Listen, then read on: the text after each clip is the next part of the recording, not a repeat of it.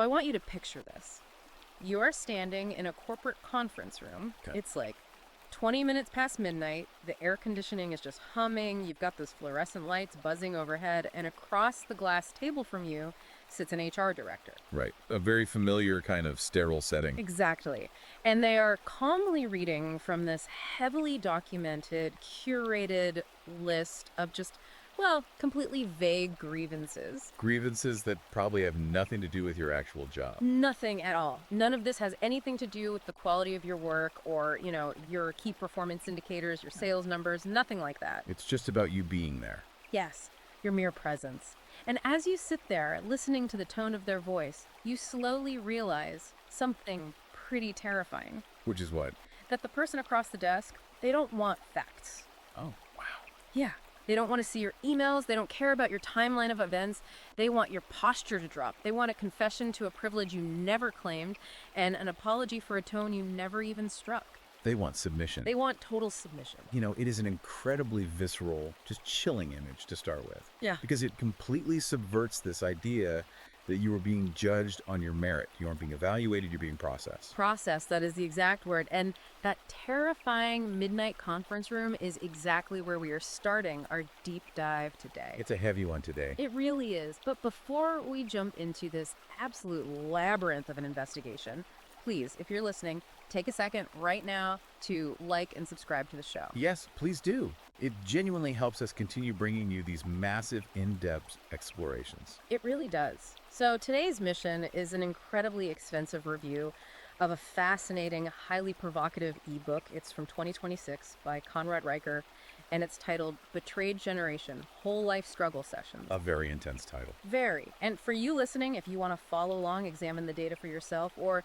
just really digest the material, you need to check Amazon Kindle and Google Play Books right now to buy this ebook. Highly recommend looking at the source material yourself.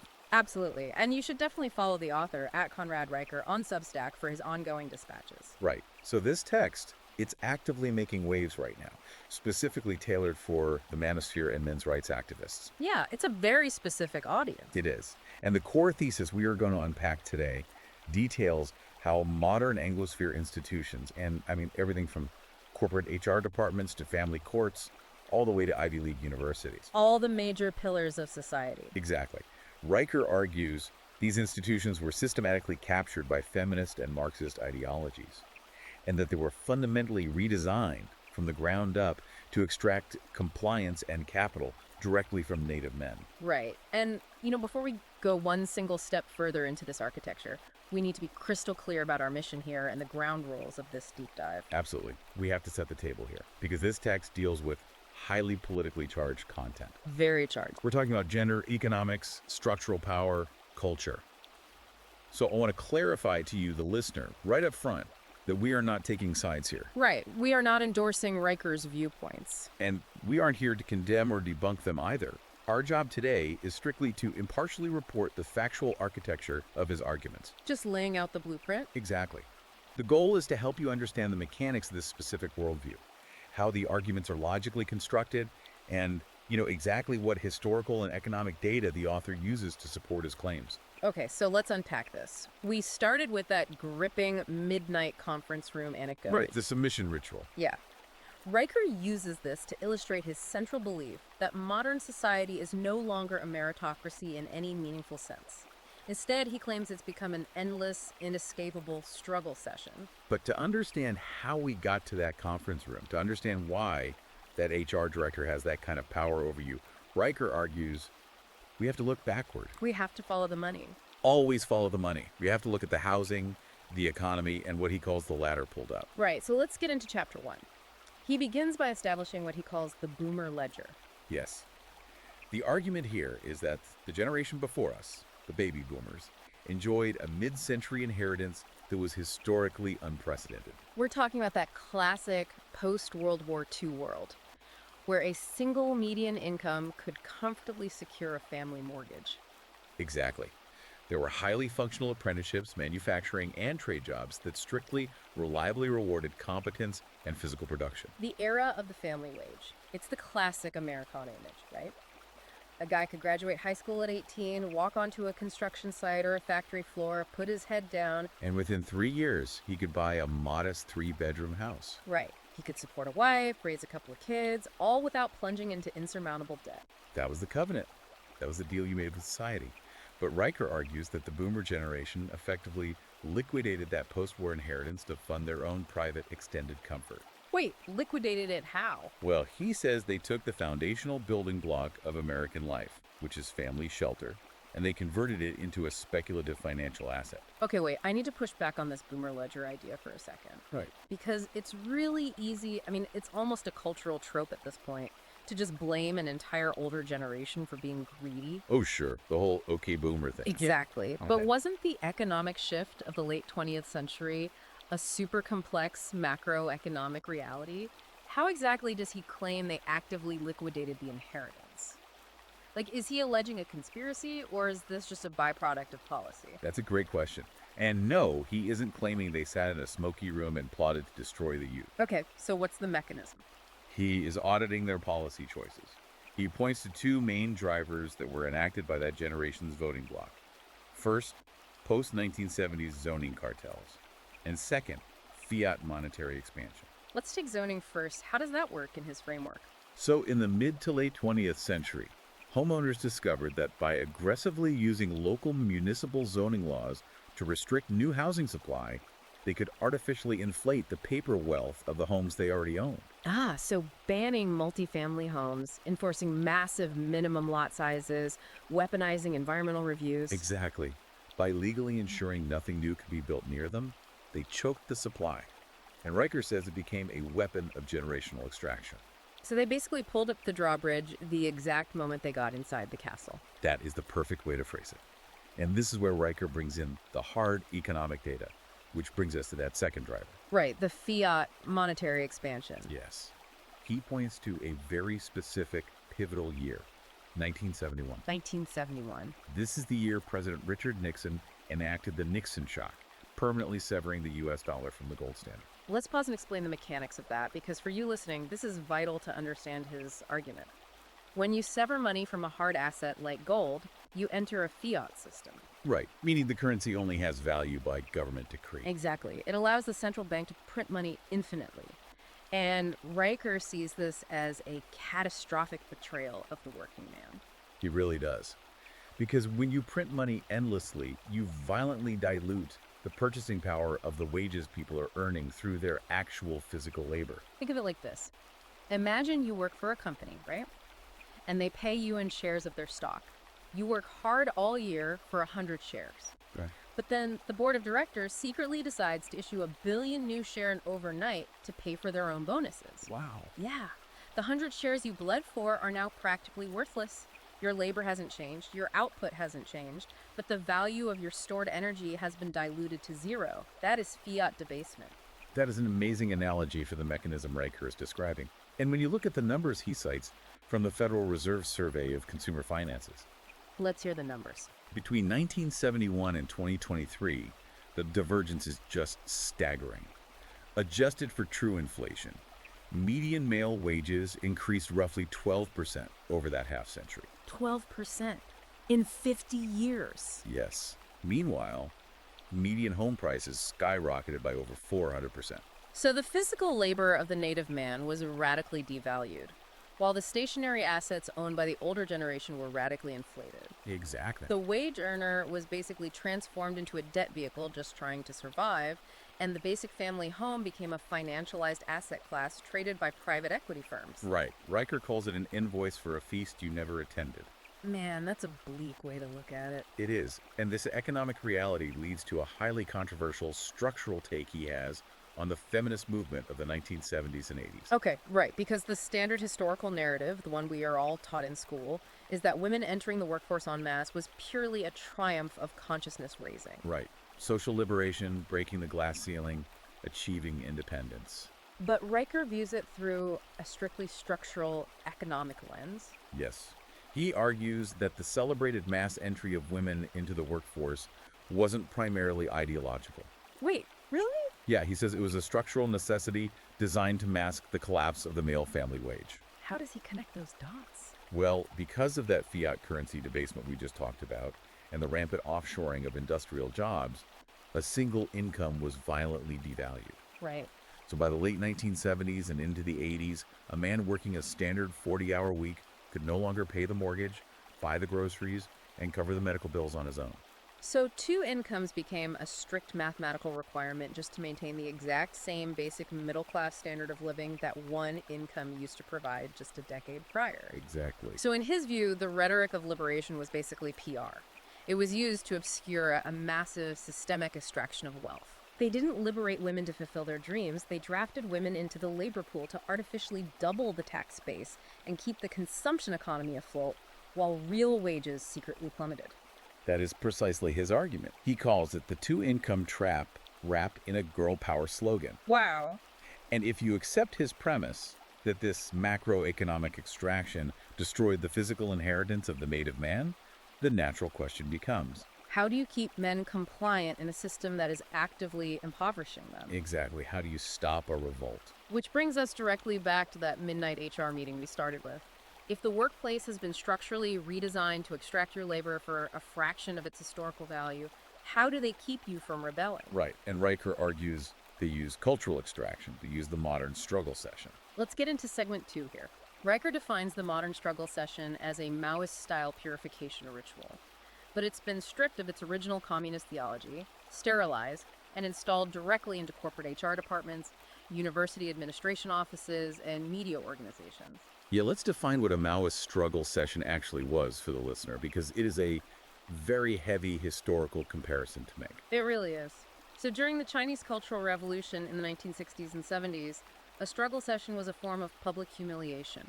Right. Dissidents, or anyone deemed a class enemy, were brought before a crowd, verbally and sometimes physically abused, and forced to confess to imaginary ideological crimes until they broke psychologically. And the goal wasn't to find the truth, was it? No, not at all. The goal was to terrify the crowd into conformity by completely destroying the individual. And Riker claims that the exact same psychological architecture is now operating in the Anglosphere, just, in a corporate setting with a softer tone. Right, less screaming, more spreadsheets. Exactly. And he maps out a very specific fixed circuit for how this ritual operates today. Okay, let's walk through the steps. First, they isolate the dissenter. Whether it's an HR meeting or a university disciplinary hearing, you are never allowed to face your accusers in a transparent public forum with your own advocates present. You're pulled into a private room. Yes, you are stripped of your context and treated immediately as a pathogen, a threat to the group's safety. Then step 2, they deny neutrality. Right. There is no middle ground. Yeah. You cannot simply say, hey, I am just here to do my job. I don't want to be involved in this political initiative. And because in this framework, silence is violence. Neutrality is framed as complicity with the oppressor. Yes. Step 3, they demand a confession. What's crucial here, and this is what really blew my mind when reading his breakdown, is that the confession isn't about uncovering objective truth. Not at all. If an HR director accuses you of exhibiting unconscious bias in a meeting, they aren't looking for you to provide an objective transcript of the meeting to prove you didn't. Right. They want you to confess to the vibe of the accusation. They are extracting your compliance. Which leads right to step 4. They reject the defense. Because in this system, as Riker writes, the mere act of presenting evidence is viewed as just another form of your inherent privilege. The guiding principle of this entire circuit is a phrase we hear constantly today. Impact supersedes intent. Impact supersedes intent. You hear that everywhere. Everywhere. If someone feels harmed by you, the objective reality of what you actually said or what you intended to say, it literally no longer matters. The subjective emotional reaction of the accuser becomes the unquestionable, actionable truth. Yes. And the final goal is to extract your total submission and elevate the social and institutional status of the accuser. And he brings up some incredibly specific, documented examples of how this institutional capture played out in the real world. This isn't just theory for him. Right, he grounds this in recent history. Yeah, one of the biggest legal shifts he points to is the 2011 Department of Education Dear Colleague letter. Oh, this was a monumental pivot in higher education. Yeah. So the Obama-era Department of Education sent this letter to every single university receiving federal funds. And it effectively mandated a radical shift in how universities handled Title IX accusations, specifically regarding sexual misconduct. It instructed them to use a preponderance of the evidence standard. We really need to translate that legalese for the listener. Please do. Okay, so in a standard criminal court, you have to be proven guilty beyond a reasonable doubt. Right, let's say that's like 99% certainty. Right. The preponderance of the evidence standard means just 50.01% certainty. It just has to be slightly more likely than not. Exactly. And Riker argues this mandate utterly destroyed constitutional due process for men on college campuses overnight. Just wiped it out. Yes. Standard, centuries-old legal protections, the presumption of innocence, the right to cross-examine a named accuser, the requirement for a high burden of proof. They were entirely replaced by amateur administrative tribunal. Tribunals staffed by university bureaucrats. Right. Bureaucrats who were terrified of losing their federal funding if they didn't produce enough guilty verdicts. Riker frames this as a deliberate, state-sanctioned mechanism to terrify and control young men at the very beginning of their adult lives. And he doesn't just stop at universities, right? He points to the corporate world to show how this demand for compliance trickles down to everyday labor, like the 2022 Starbucks corporate mandate. Oh yeah, where they heavily pressured and in some cases forced employees to wear pronoun pins. Riker uses this to illustrate how ideology overrides competence. Right. Starbucks prioritized a symbolic, declared political identity over biological reality, and frankly over operational efficiency in a fast-paced retail environment. Because the goal wasn't to serve coffee better. The goal was to ensure every employee publicly bent the knee to the new institutional religion. And in academia, he points to the 2020 Oxford Union motions regarding free speech. Yes, the Oxford Union. Historically one of the most prestigious debating societies in the entire world. A place dedicated to the rigorous collision of ideas. But Riker notes that in 2020, institutional terror of causing emotional harm began to dictate policy over factual veracity. Right. The subjective feeling of the audience, the claim that a speaker's mere words made them feel unsafe, outweighed the logical transcript of the debate. Okay, I want to pause here because we really have to talk about the trap. Riker mentions a Kafka trap operating within these corporate and academic tribunals. Very important concept. So if you're listening and you are sitting in a corporate seminar tomorrow morning and you are accused of something vague, how exactly does the book define this trap for you? It's vital to his framework, and it perfectly explains why you feel so crazy when you are in these meetings. A Kafka trap named after the surreal bureaucracy in Franz Kafka's novel, The Trial, is a situation where your very denial of a charge is used as proof of your guilt. Okay, so let's walk through a hypothetical. You are in that midnight HR meeting. They accuse you of having an intimidating communication style. Right. You calmly open your laptop and say, hey, I'd like to understand. Here are my last 50 emails. They are all entirely professional. Can you point to the specific intimidation? What happens then?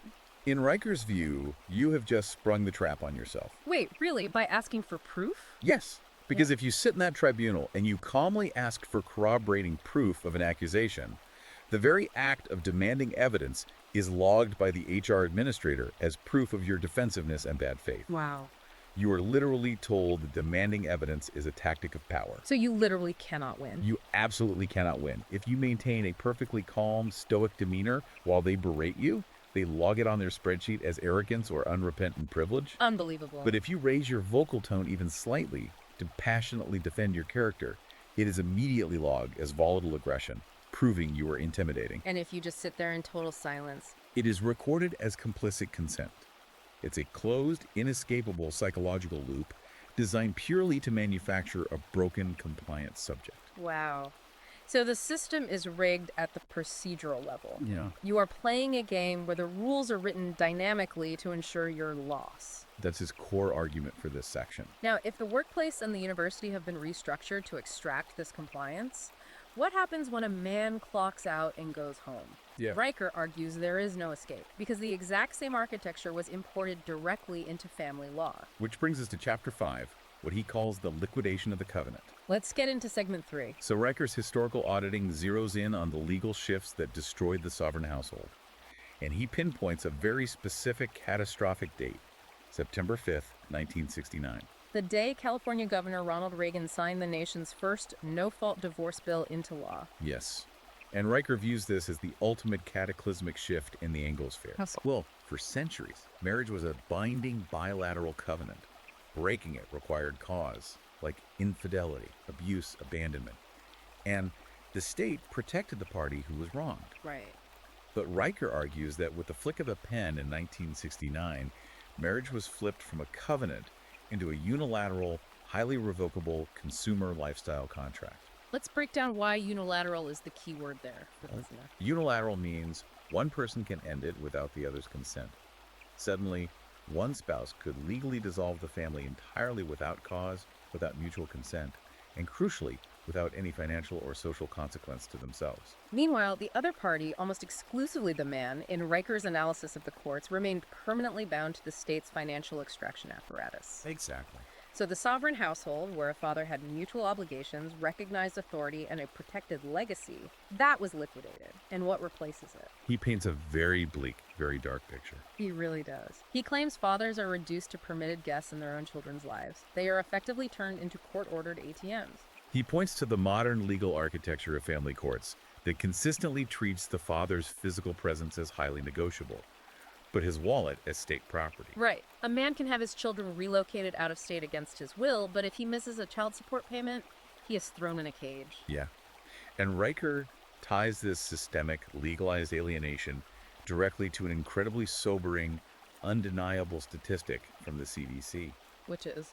Men account for nearly 80% of all suicides in the United States. That number is just staggering. 4 out of 5 suicides. It's a crisis. And we hear a lot of cultural narratives about why that is, like Yeah. toxic masculinity preventing men from crying, or a lack of mental health resources. But Riker explicitly rejects those narratives. He links that suicide rate directly to what he calls unrecognized male rage. Unrecognized male rage. Yes, and this is a profound part of the book. He Oh. argues that modern society actively pathologizes a perfectly natural human reaction to severe systemic injustice. So they treat it like a sickness instead of a reaction to abuse. Exactly. He says these men who are taking their own lives aren't succumbing to a vague biological chemical imbalance, and they aren't dying because they don't know how to cry. Right. They are dying because they are reacting to state-enforced alienation from their own children. They are reacting to the profound trauma of paternity fraud and the total, inescapable financial ruin orchestrated by the family courts. They're looking at a system that has trapped them in a burning building, and the suicide is just them jumping out the window. That's a grim but accurate summation of his point. Yeah. But, he argues, society refuses to acknowledge these systemic legal drivers because to do so would indict the institutions themselves. It is much easier for society to say, oh, men need more therapy, than to say the family courts are a human rights violation. Exactly. So what does a man do if he finds himself in that family court, or even just in a heated domestic disagreement with his partner? Because Riker describes a state of asymmetrical disarmament using the ideological assumptions of the Duluth model. Right, let's define the Duluth model, because it is the operating system for how domestic disputes are handled by police and courts across the Anglosphere. Okay, where does it come from? It was developed in the 1980s in Duluth, Minnesota. It is a sociological framework that posits that domestic violence is not caused by psychological issues, substance abuse, or mutual conflict. Okay, so what do they claim causes it? It assumes that all domestic conflict is rooted in male patriarchal control. It structurally assumes by default that the man is the oppressor and the woman is the victim acting in self-defense, regardless of the specific facts of the altercation. Wow. This perfectly sets up an analogy I was thinking of while reading this section.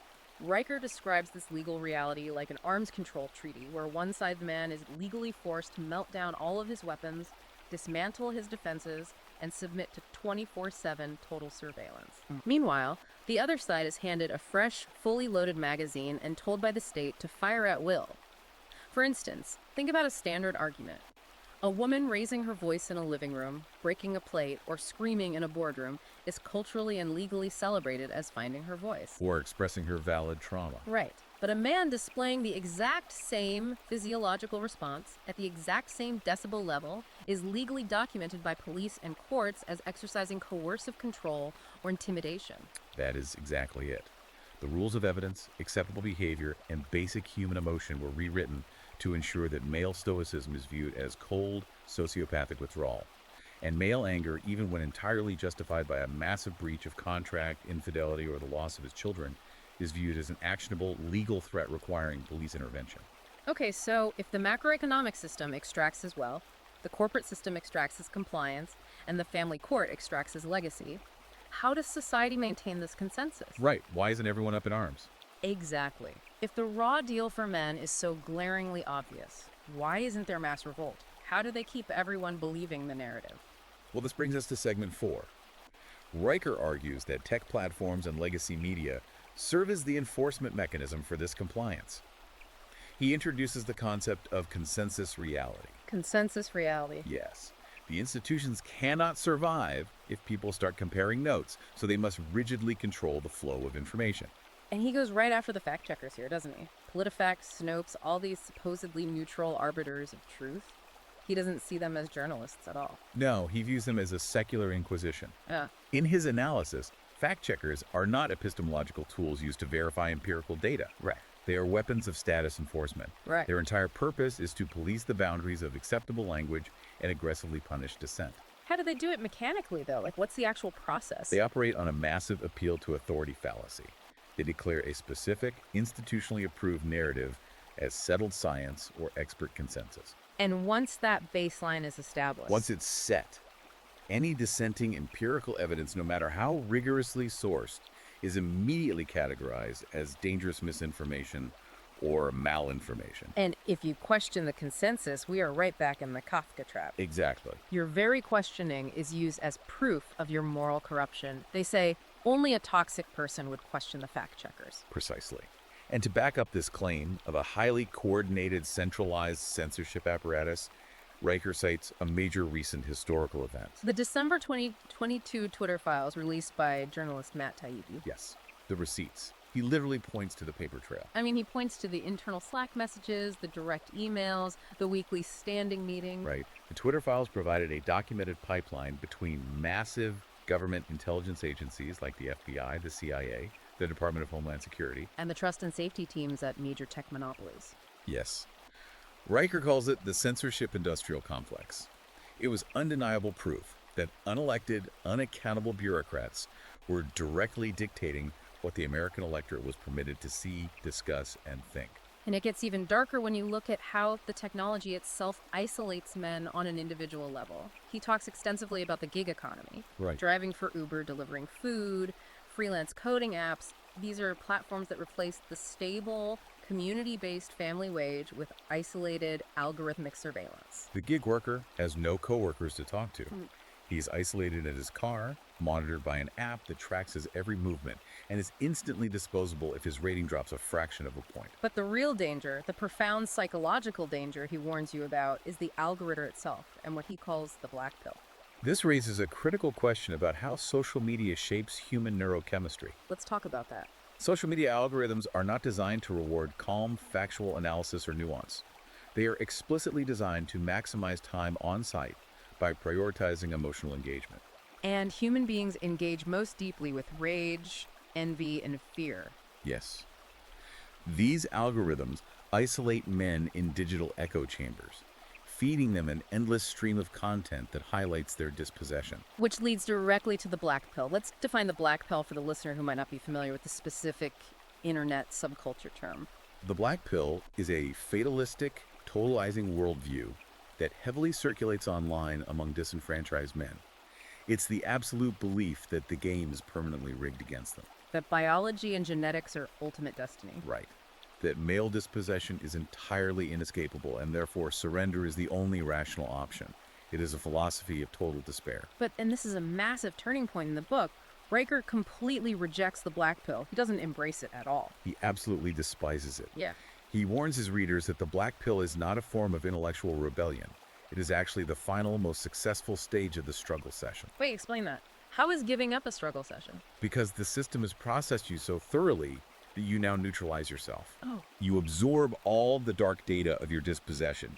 You see the corruption clearly, but you lack the thumos, the will, to fight back. You just sit in your room and rot. It neutralizes male action, which is exactly what the captured institutions want. A man who has taken the black pill is not a threat to the state. He is just a consumer waiting to die.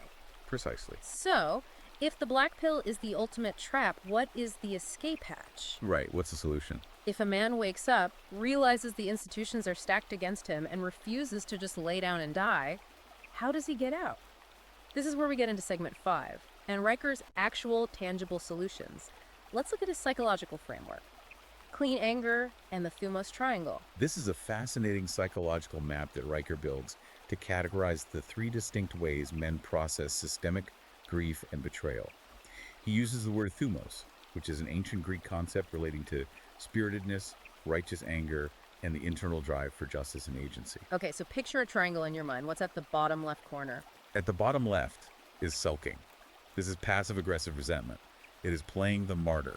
The guy who adopts the black pill. Yes, it is the guy who withdraws from the world and quietly believes the world owes him a debt it will never pay. It is the total collapse of spirit. And at the bottom right corner. That is wrath. This is blind, unguided rage. These are outward explosions, violent revenge fantasies, and uncontrolled outbursts. It's the guy who goes into family court and screams at the judge. Exactly. And what happens? He ultimately destroys his own reputation, his finances, and his legal standing. Both sulking and wrath consume the man entirely without producing anything of structural value. But at the top, the apex of the triangle. The apex is clean anger. This is governed, proportionate, boundary-setting force. It is the controlled heat of a forge that cuts through the noise and builds strength. Clean anger doesn't complain that the system is unfair. Clean anger accepts the unfairness as a baseline reality and strategically navigates it. So, what does this actually mean for you, the listener? If a man feels he is being processed by this grievance machine right now, maybe he's going through a brutal, unfair divorce, or he's the target of a baseless HR investigation at work, how does Riker say he actually achieves clean anger instead of blowing up his life in wrath or giving up entirely in a sulk? Riker outlines a very strict, non-negotiable 5-step protocol. Okay, let's hear it. Step 1. Factually name the wound. You must be hyper-precise. You don't whine and say, oh, the whole system hates men. That's sulking. Right, so what do you say? You say, my ex-wife filed a false order of protection on October 4th, specifically to leverage asset division in the pre-trial phase. Stop accepting feelings as facts and stop speaking in vague emotional generalizations. Exactly. Step 2. Demand empirical evidence. Whether it's HR or legal dispute, you insist on the highest standard of proof before accepting any narrative. You do not concede an inch to my truth. There's only the truth. Right. Step 3. Set a rigid boundary.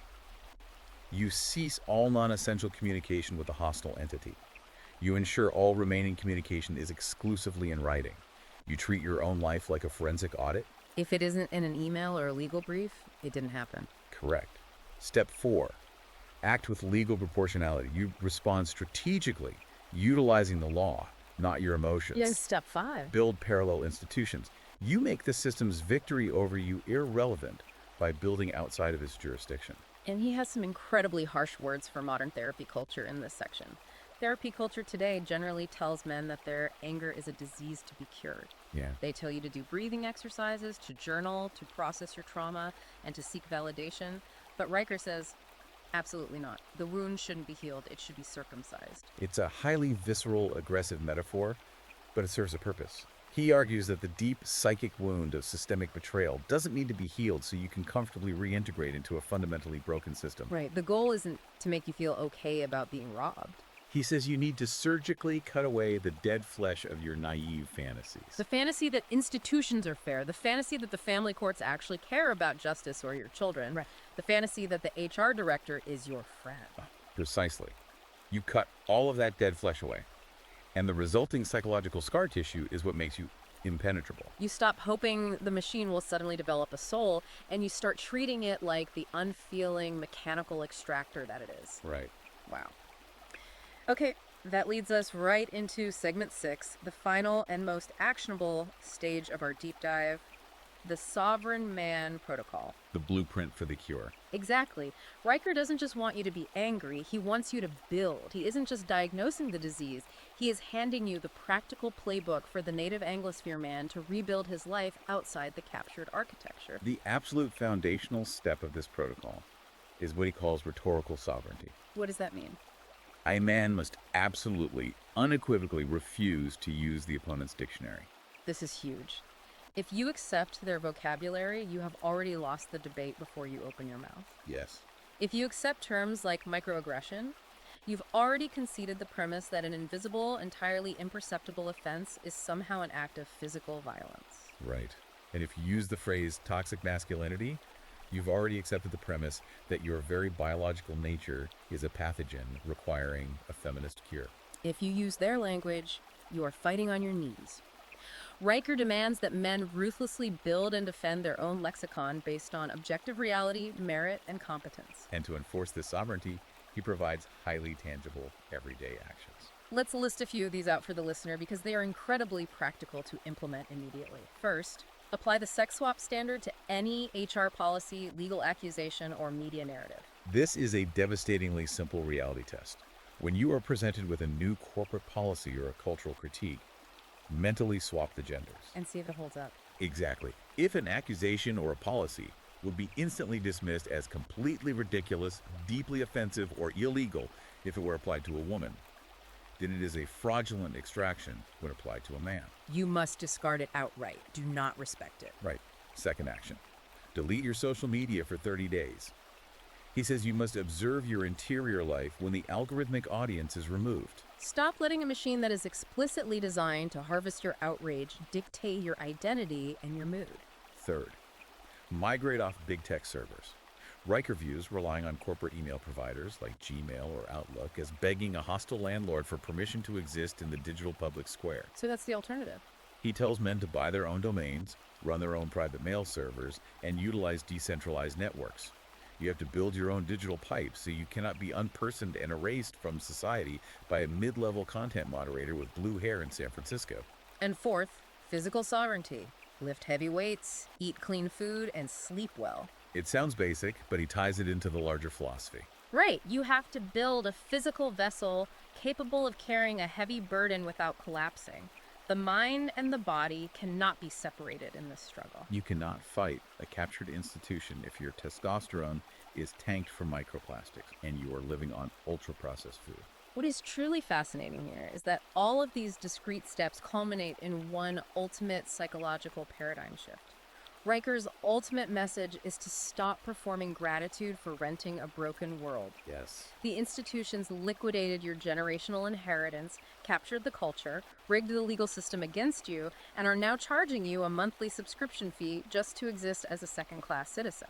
The sovereign man doesn't stand in the rain begging the bureaucracy for an umbrella. He walks outside the walls and builds his own roof. He builds his own roof. Man, we have covered so much heavy ground today. We really have. From the macroeconomic shifts of the 1970s that pulled the economic ladder up and destroyed the family wage, to the modern Kafka-trapped HR tribunals designed to extract your compliance. To the systemic restructuring of family law that monetized fatherhood and alienates men from their children. And finally, we unpacked Riker's psychological playbook for transmuting the absolute despair of the black pill into the disciplined, productive, boundary-setting force of clean anger. It is a massive, structural, unscaring audit of modern society.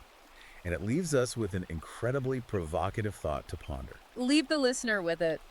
If Riker's thesis is ultimately correct, and the entire power structure of these captured institutions relies entirely on the passive compliance, the extracted capital, and the unrewarded emotional labor of native men, what happens to the infrastructure of society when a critical mass of men simply wake up, say no, unplug their labor, and quietly walk away to build their own parallel economies? That is the question that lingers long after you close this book. The machine needs you, you don't need the machine. Exactly. Thank you for taking this intense, fascinating journey with us today.